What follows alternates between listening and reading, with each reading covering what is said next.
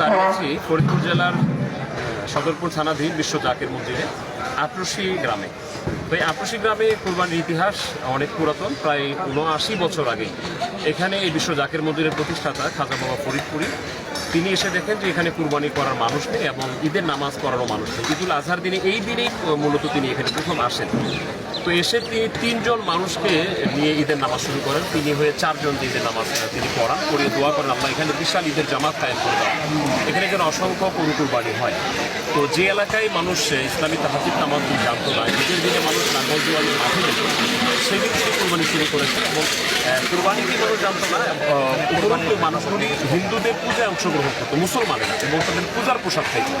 তো সেই জায়গা থেকে এখন এই বিশ্ব জাকির মন্দিরে 10, 11, 12 3 দিন ব্যাপী এই জিলহজ মাসের এই 3 দিন ব্যাপী হাজার হাজার শত শত গরু কুরবানি হয়। এটি বিশ্ব জাকির মন্দিরের ইতিহাস। বিশ্বলি খাজা বাবা ফরিদপুর এইভাবে ইসলাম প্রচার করেছেন। আজকে আমাদের মাঝে বাংলাদেশের একজন প্রখ্যাত ইসলামী স্কলার আল আজহার বিশ্ববিদ্যালয়ের সাবেক ভিপি মাওলানা সৈয়দ হাসান আজারি সাহেব আমাদের কাছে আছেন। এর আগেও এবারও তিনি এসেছেন, তিনি এই প্রসঙ্গে ওনার অভিজ্ঞতা। আসসালামু আলাইকুম ওয়া রাহমাতুল্লাহ। প্রিয় দেশবাসী, আপনাদের জানাই ঈদ মোবারক। আজকে আমরা এখানে আছি খাজা বাবা ফরিদপুরি কুদ্দিসা সিরুল আজিজের বাগান, সাজানো বাগান, যে আটরশি দরবার শরীফে আপনারা দেখতে পাচ্ছেন যেখানে শত শত কোরবানি চলছে।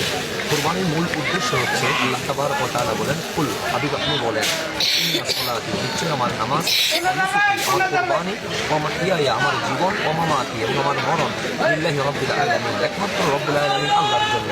কোরবানির মূল উদ্দেশ্য হচ্ছে দুনিয়ার যত প্রেম সম্পর্ক আছে সকল সম্পর্কের ঊর্ধ্বে আল্লাহ তাআলার প্রেমই সত্য, সেটাই প্রমাণ করা।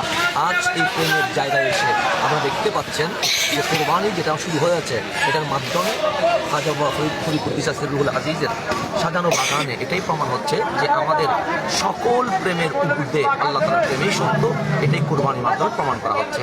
এবং সারা বাংলাদেশে এবং বিশ্বে হয়তো কোথাও 10 তারিখ হচ্ছে জিলহজের, কোথাও 11 তারিখ হচ্ছে, কোথাও 12 তারিখ হচ্ছে, কিন্তু আল্লাহর ওলির বসানো বাগানে 10, 11, 12 3 দিনে কোরবানি চলছে সমান হারে।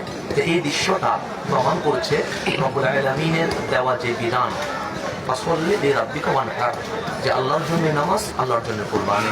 আজ সকলে মিলেমিশে যে কোরবানি দেওয়া হচ্ছে তার শুধুমাত্র আল্লাহর সন্তুষ্টির জন্য। এবং আল্লাহ তাবারক ওয়া তাআলার কাছে রক্তও পৌঁছে না, মাংসও পৌঁছে না, পৌঁছে তাকওয়া। তো আপনি দেখতে পাচ্ছেন সকলের হৃদয়ে একটাই জিনিস আছে, সেটি হচ্ছে তাকওয়া, যেটা আল্লাহ তাবারক ওয়া তাআলা গ্রহণ করবেন। আসুন আল্লাহর জন্য কোরবানি, এই কোরবানির মাংস বিতরণ হয়ে যাবে সকল মানুষের মাঝে। রব্বুল আলামিন এই কোরবানি কবুল করুক, আমিন। আসসালামু আলাইকুম।